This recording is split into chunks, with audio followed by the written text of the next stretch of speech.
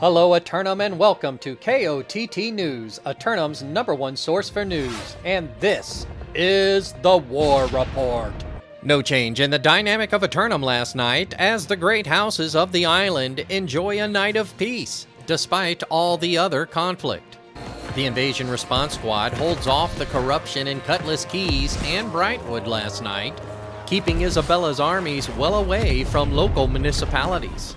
Unfortunately, the hamlets of Pridewind and Far Harbor weren't so lucky, as a lack of volunteers leaves them both unprotected, leading to moderate damage to city infrastructure.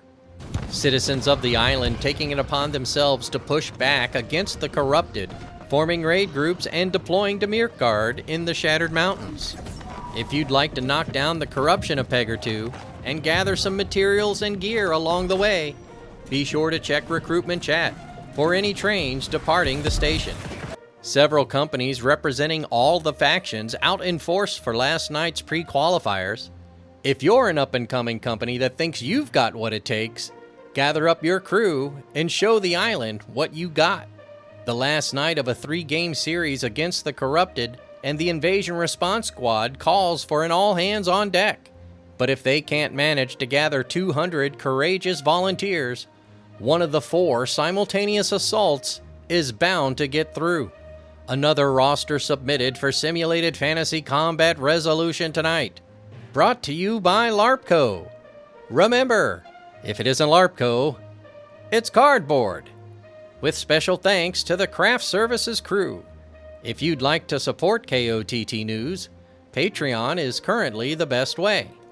Tonight, the Syndicate members of Tropical assault the Marauders of 3 Point Held for control of the primary oil reserves of Weaver's Fen. Nearly 2 months have passed since anyone has dared to dredge into the Peat Moss Bog. But if anyone has the right to, it's the former sitting Great House of the territory. Acknowledging their right to rematch, 3 Point Held prepares to receive the former regional rulers they displaced. But will the outcome be any different for the combatants? We'll have any late-breaking outcomes and reactions from the citizens tonight at 11. Until then, this has been War Correspondent JChalant, KOTT News.